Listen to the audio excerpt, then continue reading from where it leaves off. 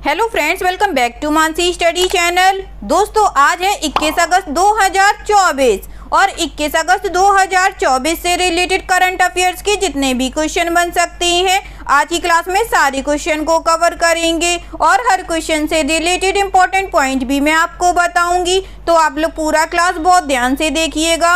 और दोस्तों, ये क्लास आपकी मॉर्निंग सुबह 7 AM पे डेली लाइव आती है। आप सभी लोग सुबह 7 बजे इस क्लास के लिए तैयार रहा करिए। इससे आपकी तैयारी करंट अफेयर्स में बेहतर होने वाली है और आगे आने वाले सभी एग्जाम में आप लोग करंट अफेयर से रिलेटेड जितने भी टाइप के क्वेश्चन एग्जाम हॉल में पूछे जाते हैं, आप उन सभी टाइप के क्वेश्चन का आंसर बहुत इजीली दे पाएंगे। तो चलिए देरी न करते हुए आज के पहले क्वेश्चन पर आते हैं। आज का पहला क्वेश्चन लिखा है, अगस्त 2024 में फिनटेक फर्म नवी ने प्लेटफॉर्म पर ग्राहकों के लिए यूपीआई उत्पाद पर क्रेडिट लाइन शुरू करने के लिए किस बैंक के साथ साझेदारी की है? In August 2024, fintech firm Navi has partnered with which bank to roll out a credit line on UPI product for customers on the platform? First option है HDFC बैंक, सेकेंड ऑप्शन है ICICI bank, third option है Karnataka bank, fourth option है yes bank.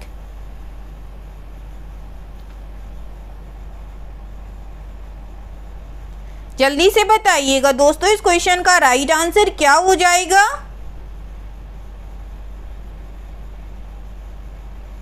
इस question का जो right answer हो जाएगा friends, वह है हमारा option number C, Karnataka bank.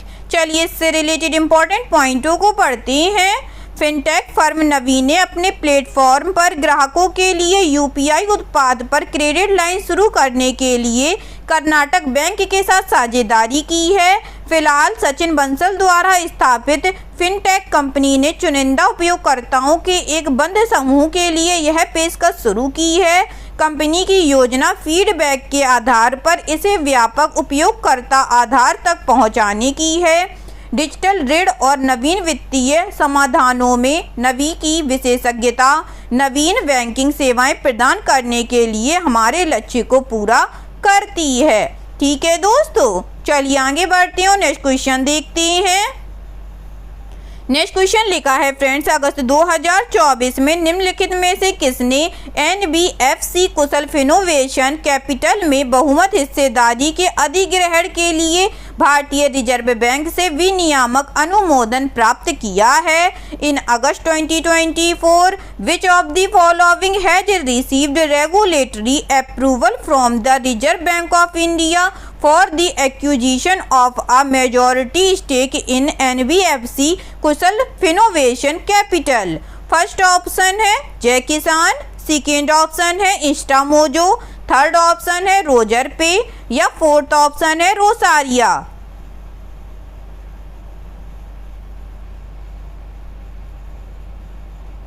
बताइएगा दोस्तों इस क्वेश्चन का राइट आंसर।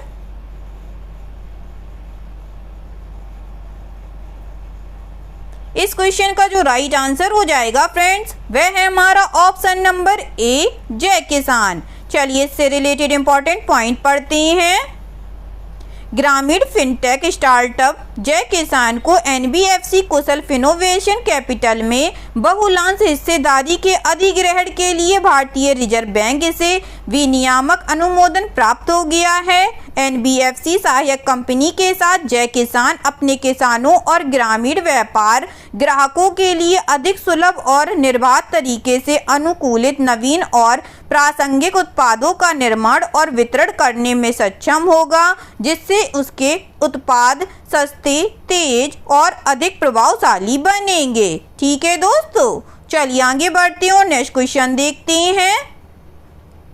नेक्स्ट क्वेश्चन लिखा है फ्रेंड्स, पैतोंग टार्न सिनावात्रा हाल ही में किस देश की सबसे युवा प्रधानमंत्री बनी है? Paetongtarn Shinawatra has recently become the youngest prime minister of which country? First option है नॉर्वे, सेकेंड ऑप्शन है थाईलैंड, थर्ड ऑप्शन है स्पेन या फोर्थ ऑप्शन है आइसलैंड।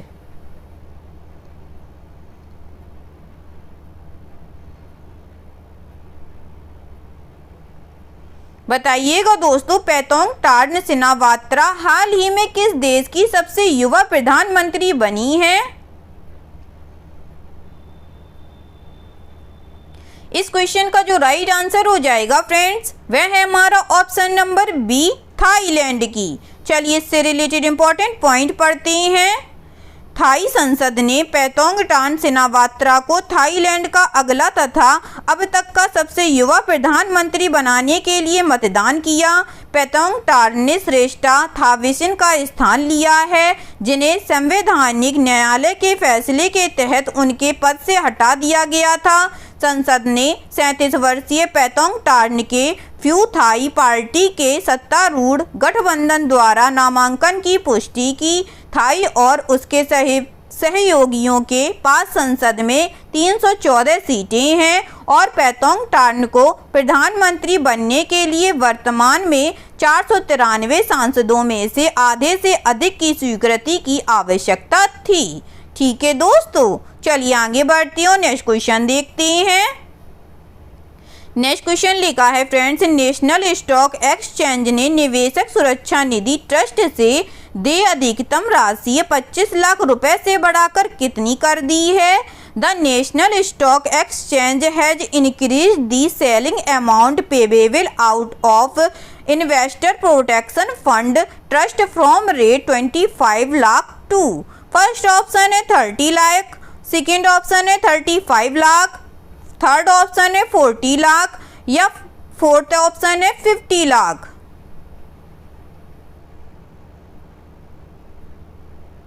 बताइएगा दोस्तों, इस क्वेश्चन का राइट आंसर क्या हो जाएगा? इस क्वेश्चन का जो राइट आंसर हो जाएगा फ्रेंड्स, वह है हमारा ऑप्शन नंबर बी, 35 लाख। चलिए इससे रिलेटेड इंपॉर्टेंट पॉइंट पढ़ते हैं। नेशनल स्टॉक एक्सचेंज ने अपने निवेशक सुरक्षा कोष ट्रस्ट से देय अधिकतम राशि 25 लाख रुपए से बढ़ाकर 35 लाख रुपए कर दी है। यह सीमा उन व्यापारिक सदस्यों के विरुद्ध प्राप्त दावों पर लागू होगी जिन्हें डिफॉल्टर घोषित कर दिया गया है या निष्कासित कर दिया गया है। एनएसई ने निवेशक संरक्षण कोष की स्थापना की है, जिसका उद्देश्य चूककर्ताओं की परिसंपत्तियां निवेशकों के स्वीकृत दावों को पूरा करने के लिए पर्याप्त न होने की स्थिति में निवेशकों को मुआवजा देना, निवेशक शिक्षा, जागरूकता और अनुसंधान को बढ़ावा देना है। ठीक है दोस्तों, चलिए आगे बढ़ते हैं, नेक्स्ट क्वेश्चन देखते हैं।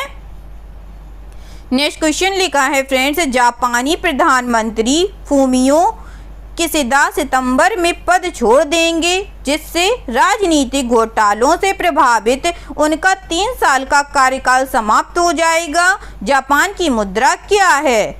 Japanese prime minister Fumio Kishida will step down in September adding a 3-year term marred by political scandals. What is the currency of Japan? First option है यूरो, सेकेंड ऑप्शन है Frank, third option है dollar, fourth option है येन।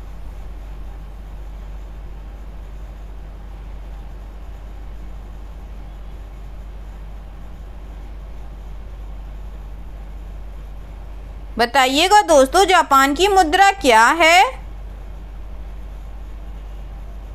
इस question का जो right answer हो जाएगा friends, वह है हमारा ऑप्शन नंबर डी, येन है। चलिए इससे रिलेटेड इंपॉर्टेंट पॉइंट पढ़ते हैं।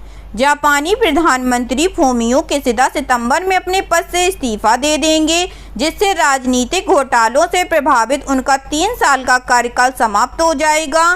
किशिदा के पद छोड़ने के फैसले से सत्तारूढ़ लिबरल डेमोक्रेटिक पार्टी के अध्यक्ष के रूप में तथा विश्व की चौथी सबसे बड़ी अर्थव्यवस्था के नेता के रूप में उनके स्थान पर चुनाव लड़ने की होड़ शुरू हो गई है। ठीक है दोस्तों, चलिए आगे बढ़ते हैं, नेक्स्ट क्वेश्चन देखते हैं। नेक्स्ट क्वेश्चन लिखा है फ्रेंड्स, अगस्त 2024 में संयुक्त राष्ट्र यूएन में भारत का स्थायी प्रतिनिधि किसे नियुक्त किया गया है? In August 2024 who has been appointed as India's permanent representative to United Nations? First option है गौरव बनर्जी, सेकेंड ऑप्शन है पार्वथा नेनी हरीश, थर्ड ऑप्शन है राजकुमार चौधरी या फोर्थ ऑप्शन है हरीश दुधानी।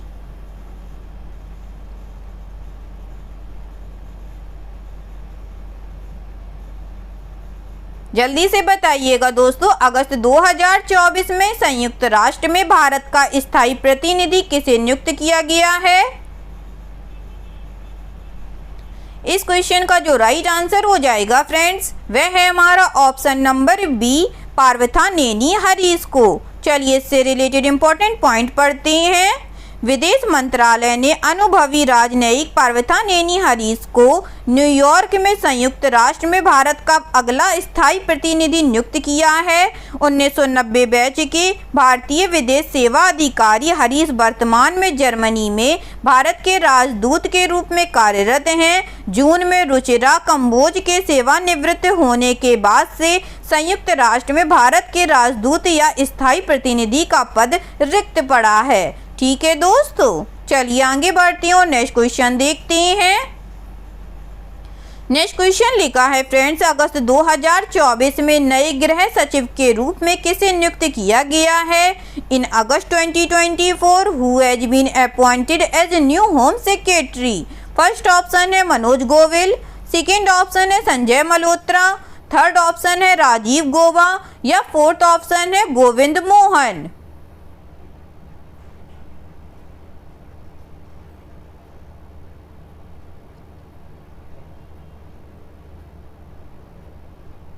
बताइएगा फ्रेंड्स, अगस्त 2024 में नए गृह सचिव के रूप में किसे नियुक्त किया गया है? इस क्वेश्चन का जो राइट आंसर हो जाएगा फ्रेंड्स, वह है हमारा option number D, Govind Mohan को। चलिए इससे रिलेटेड इंपॉर्टेंट पॉइंट पढ़ते हैं।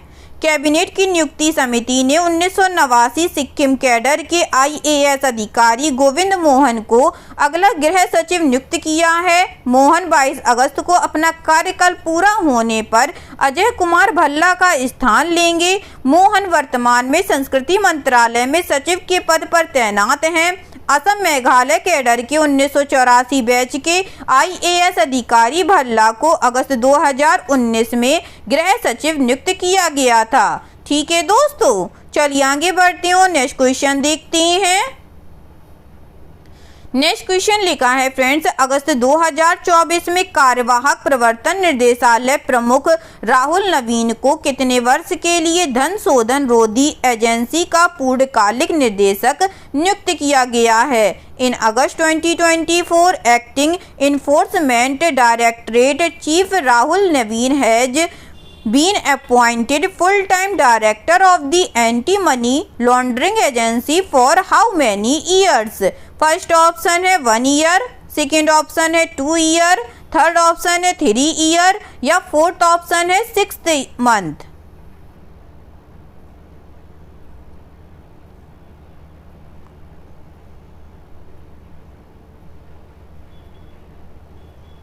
जल्दी से बताइएगा दोस्तों, इस क्वेश्चन का राइट आंसर क्या हो जाएगा?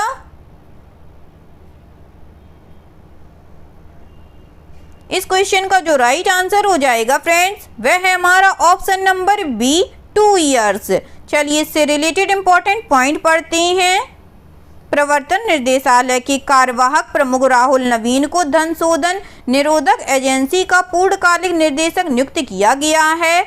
आयकर कैडर के 1993 बैच के भारतीय राजस्व सेवा अधिकारी श्री नवीन की नियुक्ति 2 वर्ष की अवधि के लिए की गई है। ईडी निदेशक केंद्र सरकार में अतिरिक्त सचिव रैंक का पद है और श्री नवीन को पिछले साल दिसंबर में AAS के रूप में सूचीबद्ध किया गया था। ठीक है दोस्तों, चलिए आगे बढ़ते हैं और नेक्स्ट क्वेश्चन देखते हैं। नेक्स्ट क्वेश्चन लिखा है फ्रेंड्स, राष्ट्रपति द्रौपदी मुर्मू ने स्वतंत्रता दिवस की पूर्व संध्या पर सशस्त्र बलों और केंद्रीय सशस्त्र पुलिस बलों के कर्मियों के लिए कितने वीरता पुरस्कारों को मंजूरी दी है? President Droupadi Murmu has approved how many gallantry awards to armed forces and central armed police force personnel on the occasion of Independence Day? First option है 99, सेकेंड ऑप्शन है 103, थर्ड ऑप्शन है 108 या फोर्थ ऑप्शन है 105।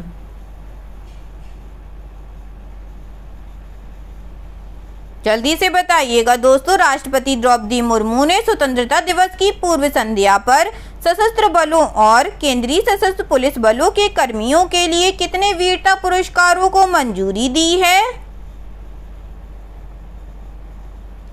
इस क्वेश्चन का जो right answer हो जाएगा फ्रेंड्स, वह है हमारा ऑप्शन नंबर बी 103 को। चलिए इससे रिलेटेड इंपॉर्टेंट पॉइंट पढ़ते हैं।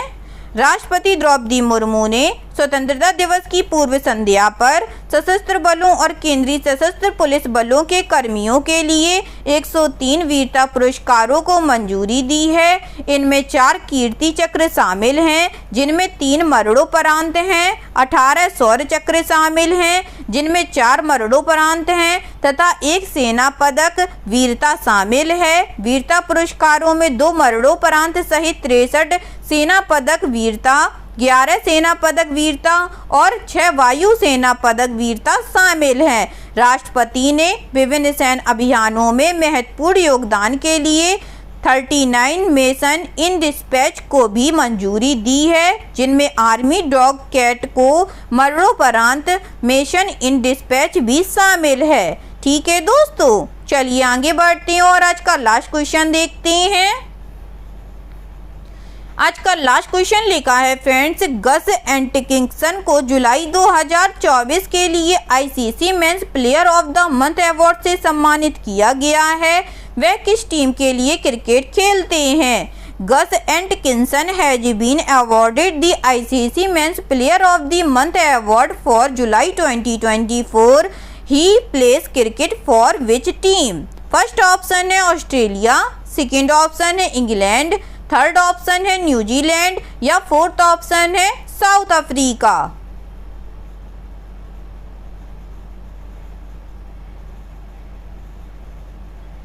जल्दी से बताइएगा दोस्तों, गस एंटकिंसन को जुलाई 2024 के लिए ICC men's player of the month award से सम्मानित किया गया है। वह किस टीम के लिए क्रिकेट खेलते हैं?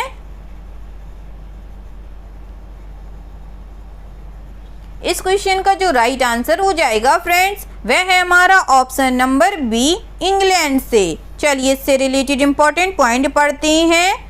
अंतर्राष्ट्रीय क्रिकेट परिषद आईसीसी ने जुलाई 2024 के लिए ICC player of the month पुरस्कार के प्राप्तकर्ताओं की घोषणा की है। इंग्लैंड के गस एंटकिंसन और श्रीलंका की चमारी अथापट्टू को इस महीने के दौरान खेल में उनके असाधारण योगदान के लिए क्रमशः पुरुष और महिला क्रिकेट में सर्वश्रेष्ठ प्रदर्शन करने वाले खिलाड़ी के रूप में सम्मानित किया गया।